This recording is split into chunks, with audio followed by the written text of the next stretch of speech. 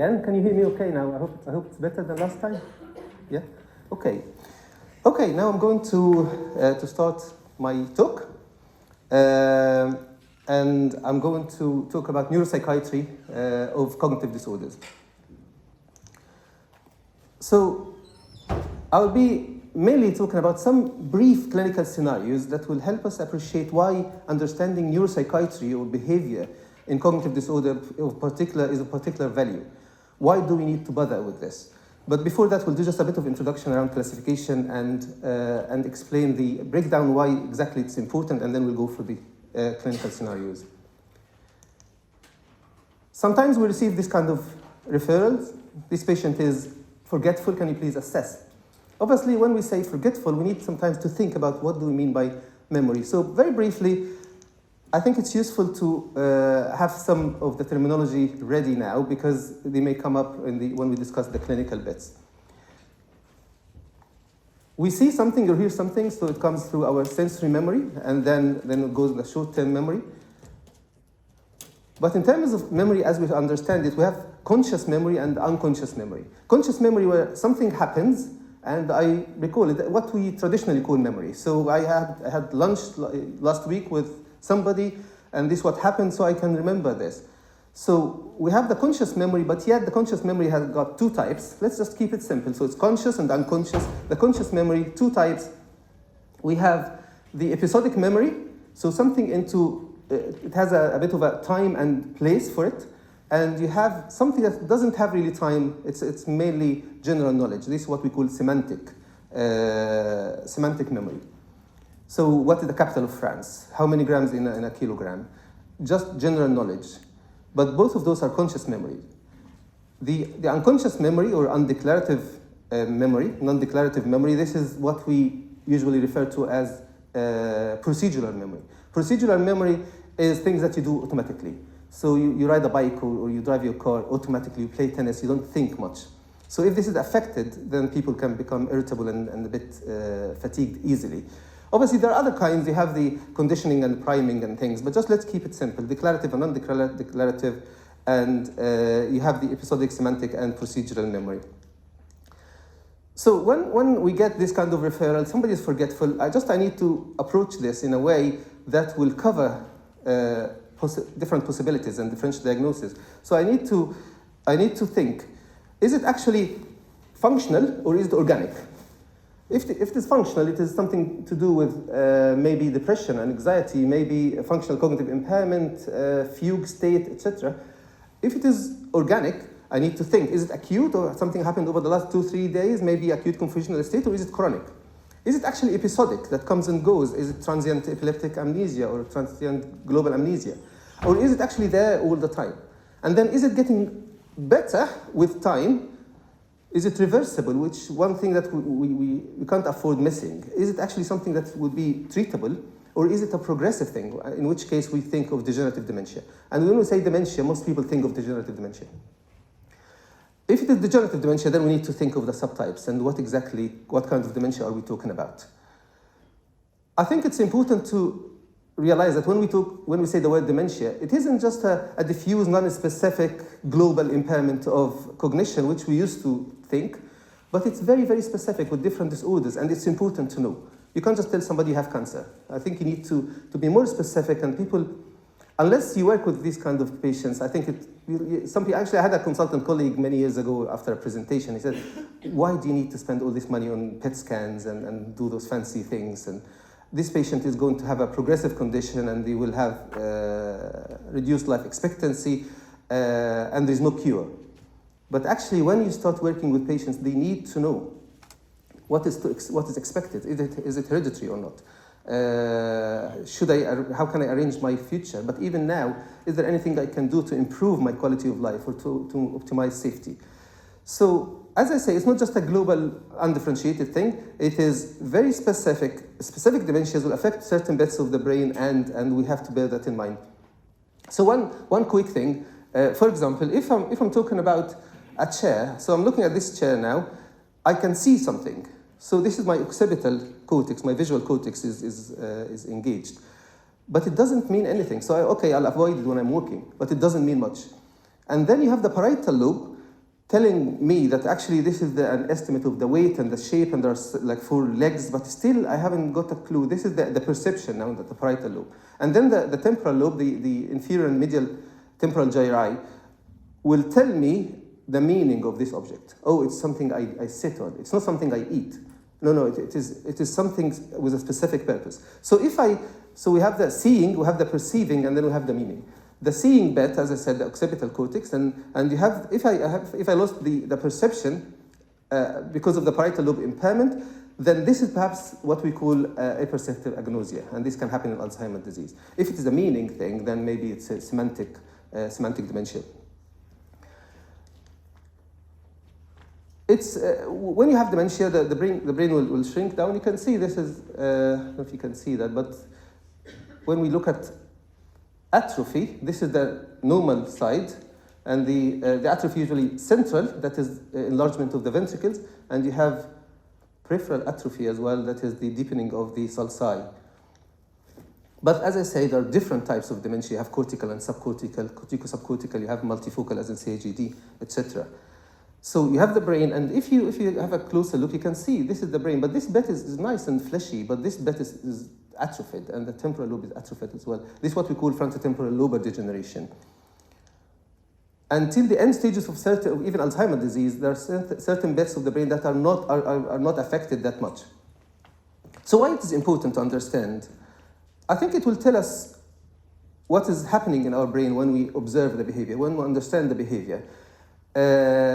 So if somebody is just drinking from an empty cup, maybe this is a utilization behavior. When somebody is eating all the time and they can't stop, maybe it's a utilization behavior. But equally, which can happen in FTD, frontotemporal dementia, but equally, if they are actually seeking out food that they can't see, so they are looking for food, then okay, maybe this is not an enough explanation. Maybe it's actually something else to do with a satiety center, or maybe it's a fundamental dietary problem. And like analyzing this behavior will help quite a bit. Again, hippocampal atrophy in Alzheimer's disease it's quite an obvious example of this. There is a diagnostic value and there is a risk of misdiagnosis. So especially with FTD, it's not uncommon, and I don't think this is a criticism of anybody because it's not a very common condition. But people usually tend to be misdiagnosed initially. So somebody is sitting there looking at TV for hours and with no reactivity. You think they're depressed, but maybe they're not depressed. Maybe they're apathetic.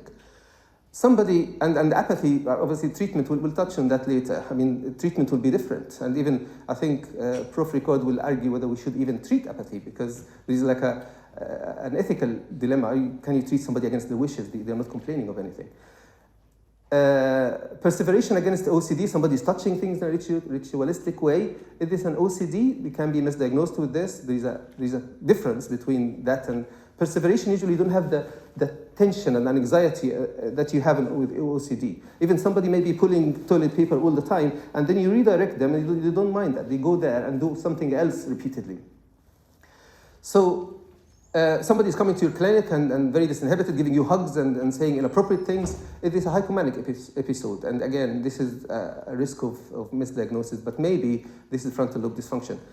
Especially with FTD, you don't have significant memory impairment. It's a retrieval thing. It's not a retention thing. So they struggle to access the information. And I talked about fatigue and irritability in procedural memory.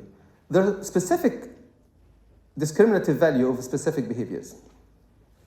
So let's go to the bottom bit of the slide first. Oral behavior that we talked about briefly, and affect. Somebody will have blunted affect, and they can't see the problem, and they are not reactive, and they are doing things repeatedly. These particular symptoms or features will have a specific diagnostic value when you are talking about possible dementia. And this will be in keeping with FTD or frontotemporal dementia. So if you, on the other hand, you see somebody with possible FTD, but actually they have clear dyspraxia or visual spatial impairment, maybe this will question diagnosis. We don't think this is FTD now. Maybe it's Alzheimer's disease, maybe frontal variant of Alzheimer's disease. And the pathology is different and the treatment is different. And it's really important to know the difference. So if there's those kind of features, and as I say, sorry, I mentioned dyspraxia or apraxia, just quickly for people who are not familiar with this kind of terminology. Apraxia is inability to perform purposeful movements despite intact motor system. So muscle power, muscle status, muscle tone, deep reflexes, everything is fine. But you ask them to, can you show me how you thumb a lift? And they can't do that. When they can't generate this. But maybe when they're talking, they can do the movement, but they can't generate it. They can't show you how to brush their teeth. They can't tell you how, they can't copy your meaningless hand posture, for example. Somebody is repeating themselves. Is this forgetfulness or is it something else? Maybe it's not necessarily forgetfulness. I mean, if they are not seeking information, maybe they're asking the same question over and over again because they forget, but equally, maybe they're just stuck. So they are going on loop, doing things repeatedly, and even giving the same answer repeatedly. We come across echolalia, we come across repetitive behaviors, either vocal or motor.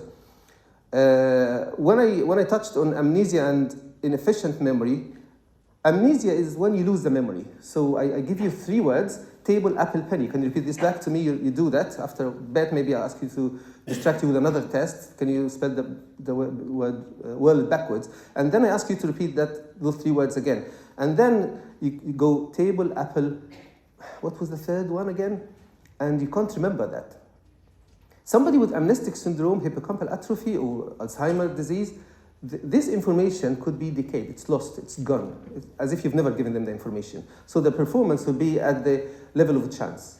But somebody with frontotemporal dementia, with Huntington's disease, subcortical dementias, even functional cognitive impairment, they have a problem with retrieval, just accessing this. Anybody would like to volunteer how you can make a distinction? Because both of these people are scoring 0 in that particular bit of the test. How can you differentiate whether it's still there or they lost the information? Any offers? You can give them a clue. Thank you so much. Thank you. That's exactly the right answer. So you give them a clue, multiple choices. It's a coin. Can you remember now? Was that a pound or a penny? And then, oh yes, okay, yes, I remember now. Because it's there. Okay. In progressive non-fluent dysphasia, you have phonemic paraphasic errors. This is the fancy thing, or the fancy way of saying that they have like sound-related errors. So instead of saying cat, they will say mat. Okay? But in semantic dementia, they will have paraphasic errors as well, but of semantic type. So instead of a dog, they will say a rabbit, or they say a camel, because it's still within the animal category, but not the phonemic bit. So I think it's quite important to realize that observing behavior can point to the diagnosis. But more importantly, I think maybe it's assessed with management. Patients need to know what to do, how to plan their lives. Should I worry about my children? Should I have children? And you know, in this kind of conditions, obviously I'm not going to advise against having children, but they need to make an informed decision. They need to know whether this is a genetic FTD, whether this Huntington's, is this something else. And also in everyday caregiving, I think they need to know what exactly we could do to make things better. Maybe if you have semantic dementia, maybe you can, instead of say coffee, you can just say, would you like tea or coffee? Or would you like coffee? And you use hand gestures, you give choices, you have specific questions, yes and no, multiple choices, etc. So you can give some tips. You can use communication aids. You can be a little patient, because sometimes what tends to happen, again, it's very common in Huntington's, and unless you are aware of this, people will miss out. Honestly, they will miss out. I remember somebody who passed away. He was passing, when he was having a walk in Hanley, somebody stuck a knife to his neck because he touched a child, apparently, and he was drunk. He wasn't drunk, but just because of the choreic movement. And this guy came to our meeting, and everybody's saying, of course, he shouldn't be leaving the home again, and this is too risky. And when you listen to the person and you give them time, and you minimize distractions, you give them the chance to say, and this is what happened with this patient, I think I have only a few weeks, and I want to spend those to enjoy independence for this bed that I have left in my life. So I think it's important to give people time. For example, as I say, patients, would you like to come with us for a walk? If you just say that, and okay, that's fine, don't worry about it, we'll do it later. But if you wait, sometimes after you almost leave the room, and they say yes. Pharmacological management, of course, is important, and it will be determined by also by behavior and getting the diagnosis right. So if somebody is depressed, you can give them antidepressant. But if somebody is apathetic, you wouldn't give an antidepressant. If somebody is having abulia, which I know Dr. Barrett published a number of case series on this, you can give them maybe dopaminergic agents. So they can improve this kind. Abulia is, again, it's a bit like loss of initiative and a bit like apathy, but you see after brain injury. If you diagnosed Alzheimer's disease, then you will go for things like cholinesterase inhibitors, for example. Okay, let's go for some clinical illustrations. Are we okay with this? Or it's a good time to pause if people have got any questions. Okay, before I just discuss individual possible scenarios, I don't want people to think that I'm taking this too simplistically, because actually it can sound like that. If you're not able to copy hand gestures, this is dyspraxia, maybe this is Alzheimer's. It may be true, but equally it may not be true. So sometimes it's too complicated. So somebody is saying, a carer is saying, I think my spouse doesn't love me anymore. What is that saying? And actually, honestly, I just had a bit of a little brainstorm, and I felt it's not less than this. And it can be a long list of possibilities that may explain this. So the person is flirting with other people because of disinhibition and the loss of supervisory role of frontal lobe. Maybe they forget your birthday because they have memory problems. Maybe they can't see things from your viewpoint, and that's why they look very inconsiderate. Maybe they can't express their feelings, or they can't even experience their feeling. Maybe they tend to isolate themselves because everything is overwhelming. It's not like they're avoiding you. And you have lots of other possibilities that may explain just one generic behavior. But still, I think what we'll just try I think it's for educational purposes to break things down a little bit. So let's have a look at some examples, but again, we're looking for patterns. We're not looking at somebody couldn't do this, okay, this is Alzheimer's. It's not that. And even with cognitive assessment and neuropsychological testing, again, this is not enough. We look at patterns, and we'll mention that later. We look at the quality as well. I mean, when you test them, are they making fun of every move, and are they very disinhibited, and they can't see the point of doing this, and they don't acknowledge any problems, or are they actually really tense and anxious, which you see in early stages of Alzheimer's disease. But the first example would be frontal lobe dysfunction when they don't care. Okay, if you talk about personal needs, so somebody's going to the dining area and you observe them, maybe actually you go to the ward and one of the nurses will tell you, oh, this patient is struggling during mealtime, I think we'll have to feed them. Yeah, that's very useful information. But I think it will be even more useful to understand why this is happening, why this is a thing. Why somebody stopped eating? Is it because they have, for example, Huntington's and the lots of distractions and the TV is on and people are running around and some patient is unwell and they can't cope with all this? This patient is sitting there and they're putting everything in the mouth. They cram food in the mouth, they eat off other people's plates. I had a patient who would lick the plate clean. So if there is any food in the vicinity, they will just go for it. They can't stop eating. And they may have unusual food preference. Okay, I know people will think that some of us will do that anyway. They may have problems with food preferences, developing a sweet tooth, for example, or this utilization behavior. So this is in the meeting in the dining area. Equally, somebody else with Alzheimer's disease, they will struggle there, but for different reasons. So maybe it's dyspraxia, maybe it's visual-spatial impairment, maybe they struggle to locate the cutlery or the cup. And once they do that, they may be able to use it if they haven't lost the object recognition, if they don't have agnosia. They may still be able to feed themselves if they can. But sometimes they can't feed themselves because of that, because of the dyspraxia, because of the visual-spatial impairment. Somebody with Alzheimer's as well may struggle. They go into a bathroom and they don't know what to do. As I mentioned, the example for the chair, they look there, they don't know how to operate this or what actually that object is. Patients with Alzheimer's disease, amnestic syndrome, they will have lots of injuries because of the clumsiness or the dyspraxia.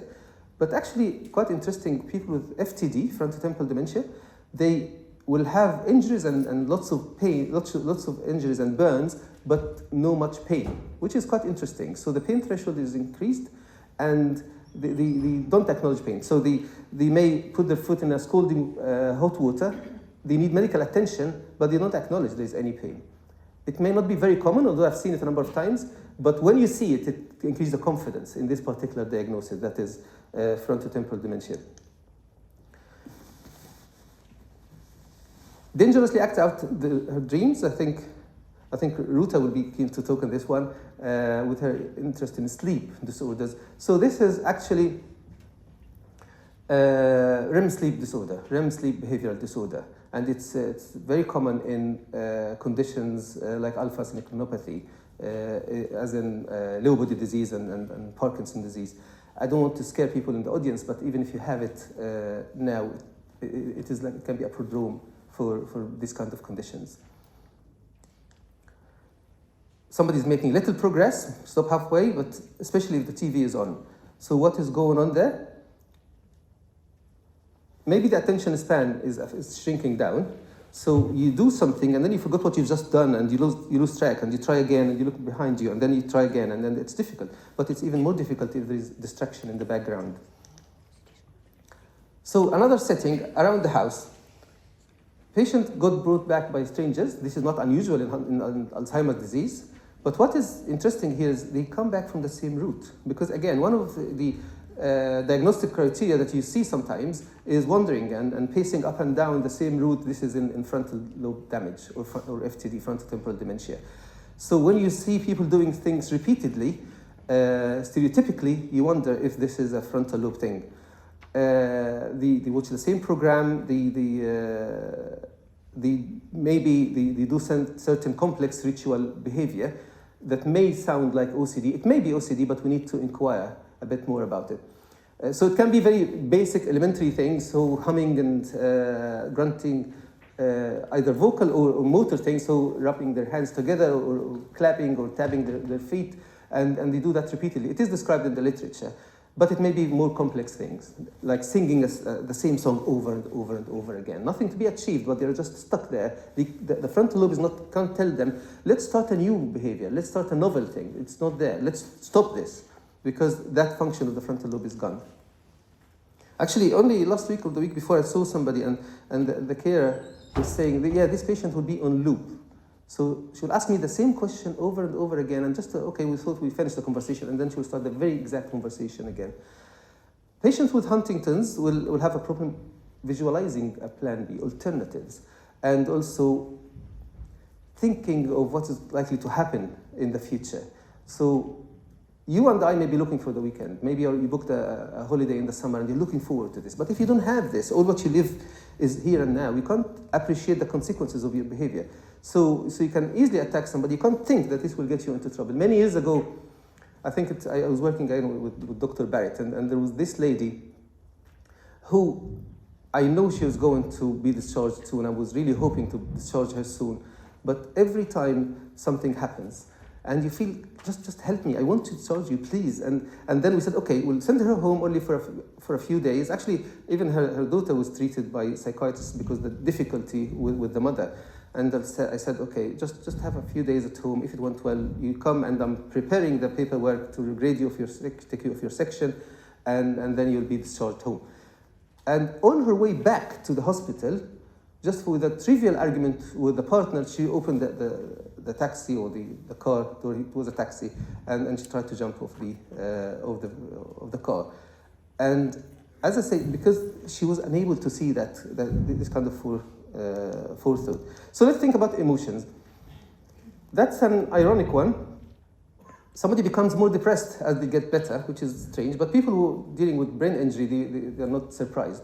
Sometimes when you see somebody's becoming subdued and more isolated, and they are actually depressed to some degree, it may be a sign of improvement. They are regaining their insight. They now appreciate how much they lost. They appreciate what the impact of the brain injury to their financial earning, their family role, etc. Carers may struggle to, or even clinicians may struggle to assess somebody's mood Why is that? Maybe they have problems with language. They lost the ability to express their emotions. But actually, sometimes with subcortical disorders, Parkinson's or Huntington's, especially Huntington's, you don't know whether the person is smiling or frowning, and they have lots of facial dyskinesias and choreic movements, and the trunk is all over the place. And normally you judge somebody is depressed or not through the body posture, tone of voice, facial expressions, etc. But in this particular case, you can't guess.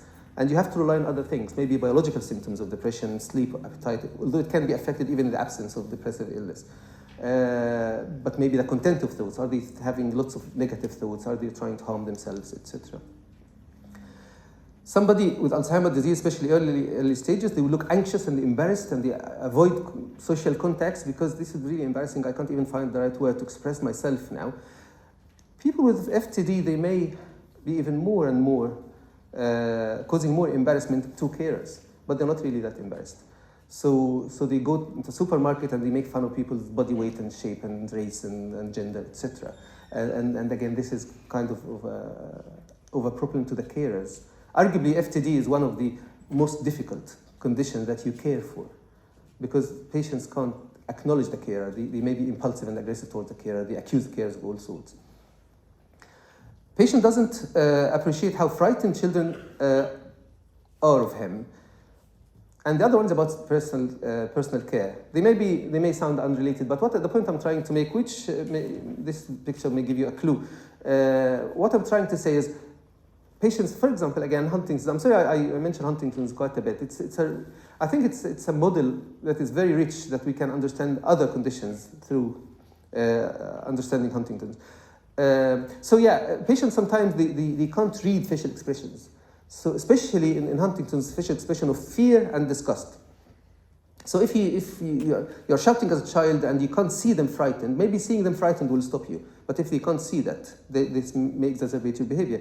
The same with personal care. Yes, it may be apathy, it may be lack of motivation, but equally it may be that they can't pick out these facial expressions of disgust.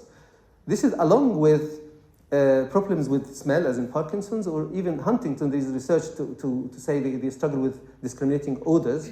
This will add to the problem. Patients may, with frontal lobe dysfunction and subcortical conditions as well, they will struggle with any deviation from routine. They want things to be very, very rigid and meticulous and expected and predictable. And if something, even if it was a pleasant thing, you need to introduce them to this. And not long in advance, but maybe the night before or the day before, or just a couple of days at the most. And you need to introduce them to that idea that some people are visiting us next week or in a couple of days.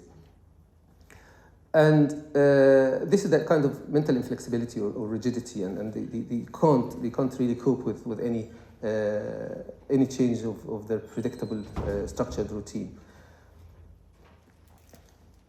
With communication, once somebody is on and on about the same thing, again, they may be stuck. It's a problem with set shifting. They can't change the topic. So sometimes it's trivial. Sometimes you're arranging to send somebody into a nursing home for the rest of their life.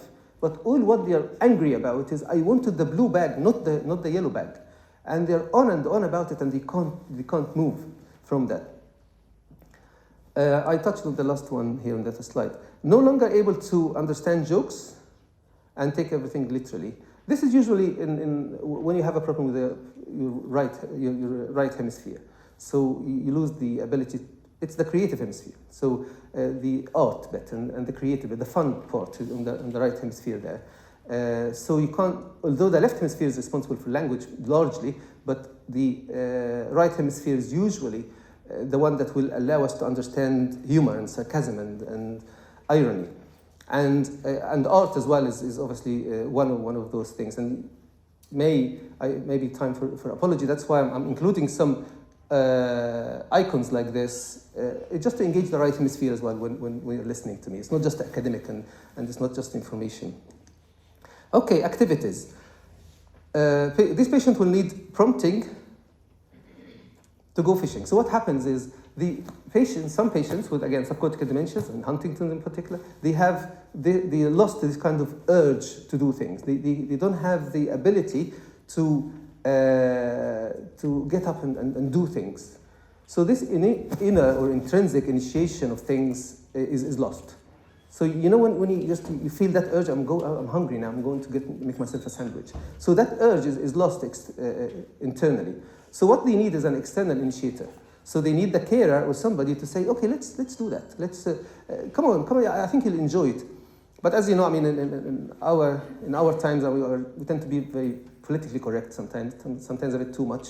When you say just once and say, okay, they are not consenting and I have to leave them in peace. But sometimes carers and partners, they will be more able to assertively encourage people to do that. But people with Alzheimer may struggle with fishing as well, but not related to this. It's related to maybe dyspraxia. Patients with frontal lobe dysfunction, they volunteer doing things, even if they can't do it anymore. So this makes a little bit of distinction between cognitive insight or intellectual insight and emotional insight.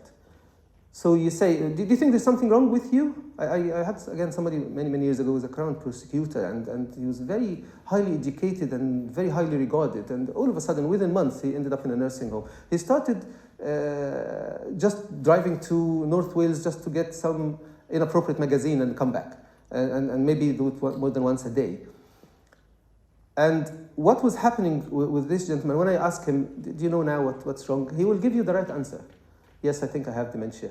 Yes, I think it's frontotemporal dementia. Yes, I think I'll need a nursing home. But then you may be talking about going back to driving, or going back to back working, or just taking risks that you are no longer able to afford. This is a funny symptom. It's called simultagnesia. Simultagnesia is when you can't see the whole picture. So you have a look at the painting and you only see one tree or a squirrel, or you can see this cat passing by in that one stimulus, but you can't see the whole picture. And this can happen in one of the subtypes of Alzheimer's disease, usually a subtype of Alzheimer's disease, that is posterior cortical atrophy, which is a visual-based dementia. So the people struggle with right and left, and they will have this kind of symptoms. This patient struggles with math, calculation, especially if written down. So why it's written down is a big deal. Obviously, dyscalculia is recognized in things like Alzheimer's, but in Alzheimer's as well, if you don't say it and you just write 12 plus 43, but you don't say it, you show it to them, they will struggle even more, because visuospatial impairment, you can see the figure or the digits all over the place. Always clock watching. This is, again, we had patients with this. They will just keep looking at the watch and they would never eat unless it's 4 o'clock on the dot. If it's not on the dot, they may not eat. And this kind of rigidity is different from other conditions.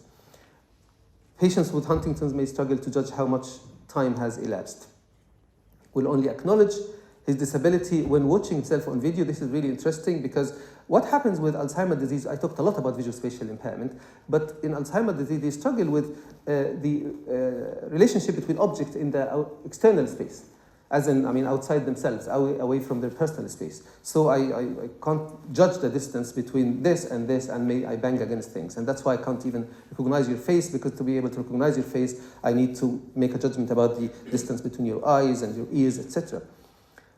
But this is in Alzheimer's disease. In Huntington disease, there's a problem with relating things to themselves. So there are some spatial problems, but it's a problem with relating objects to themselves. So they can't really see, they can't appreciate, they can't feel they're having correct movements. Usually, not always.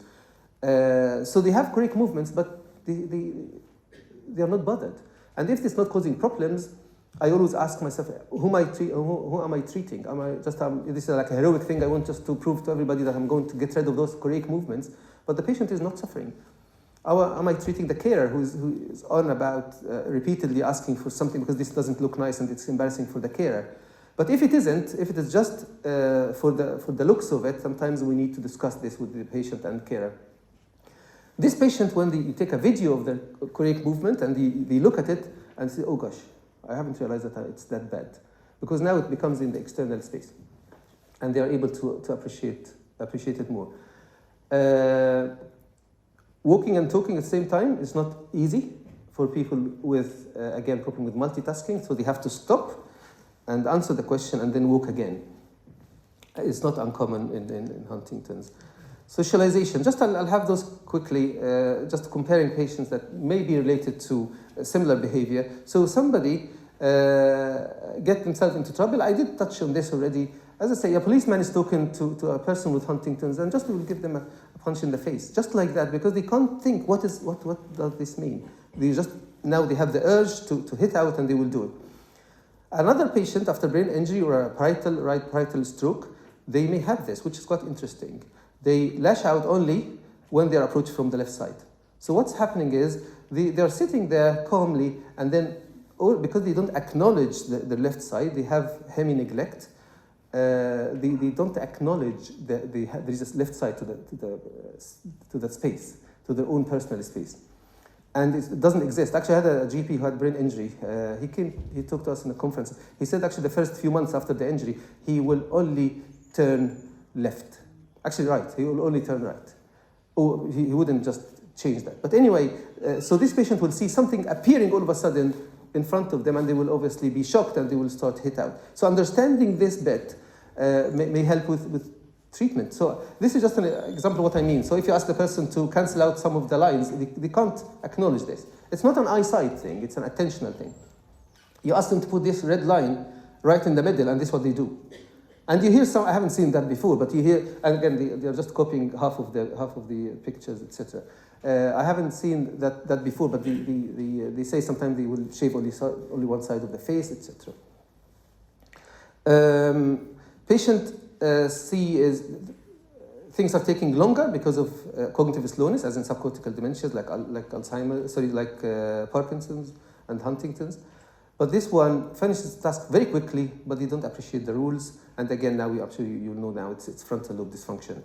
They are laughing and joking throughout. I'm nearly finished.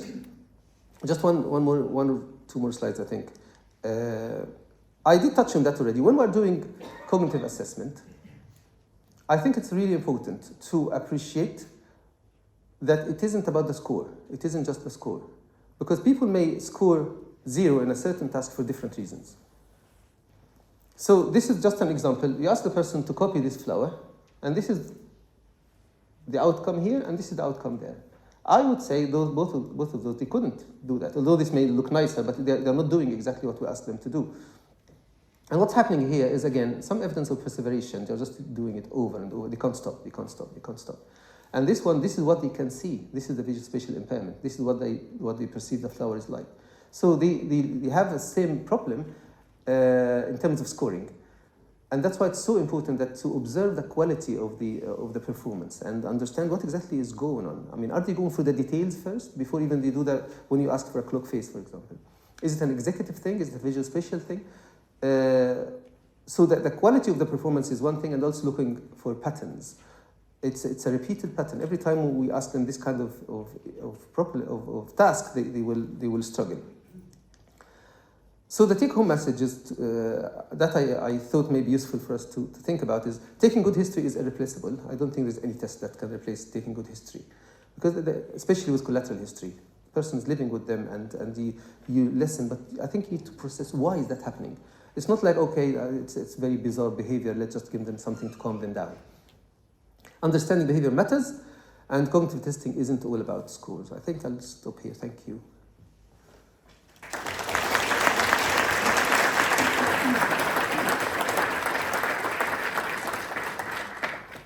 We should be able to take one or two questions if there is any. Please. George, thank you for the lovely talk. Thank you. Fascinating, lots of... When you have a person come to see you first at clinic, do you have any sort of standard good opening questions? Like I tend to say to people, you know, what does your day look like? Or with a word, you know, what's your day look like? So have you got any good sort of opening strategies for asking patients about this sort of thing? I think one thing I find particularly useful is to understand what is the patient's understanding of being here today. Why are you here? Is it something you think you need to be here? Do you think you need to see me today? Or have you been pushed with the wife, as we all do? This kind of thing. So sometimes patients say, I haven't got a clue. Okay, I'm here now. What do you want me to do? And looks at the wife. Or this may be like a bit of frontal lobe thing. Or it may be the carer may be a bit anxious. But equally, the person may say, yes, it's getting very embarrassing. So also I need to know who noticed the problems first. Is it work colleagues or the patient themselves or somebody living at home? The other question I sometimes ask people, which was? Well, if people say they've got memory problems, I say, can you tell me about a time when your memory let you down? And if they can tell you in detail the time when the memory let you down, then you know a lot of their memory is pretty good. Yes, that's a very good one actually. Yes, that's very true. Sometimes even patients are able to give you the details of how embarrassing it was and give you the time when they forgot this thing and exact specifics and say that's really impressive. And obviously, usually they come in, which again another screening thing, that if they come on their own, driving, this is another clue. But if they come with somebody and every time you ask them a question, they have this head-turning sign and they check with the partner, it gives another clue that they are losing confidence. Thank you. Any more questions? Mike? Thanks so much, George. I'm not quite sure how to phrase this question, but a lot of the behavioural changes that you describe occur in a lifelong way with people with neurobehavioural conditions, with neurodevelopmental conditions, should I say. And I wonder if, and this is where I'm struggling to phrase this question, I wonder if the different conditions give us insight into the other conditions. Can you try to explain it a little bit more? Okay, well, what I'm saying is that listening to you talk, for example, some people on the autistic spectrum may present with similar behaviours, and I'm wondering whether your insight into dementia will also give us some insight into the brain changes that occur in neurodevelopmental conditions. Okay, thank you so much. Yes, absolutely, and I think this is something we're particularly interested in, that is social cognition and theory of mind. Theory of mind, when we say theory of mind, most people will think autistic spectrum disorders, but actually you can have acquired loss of theory of mind, which again gives you a bit of a clue what is happening there. And there's some change in the basal ganglia that actually we see in subcortical dementias. And again, the similarities between frontal lobe and subcortical things, damage, maybe the striatofrontal circuit is damaged. So they give, I think, a bit of a neuroscientific substrate of what the neurodevelopmental conditions are. But maybe the main difference in dementia, it's a progressive condition, but not the neurodevelopmental ones. Thank you. Any final words? Okay, thank you so much. Thank you.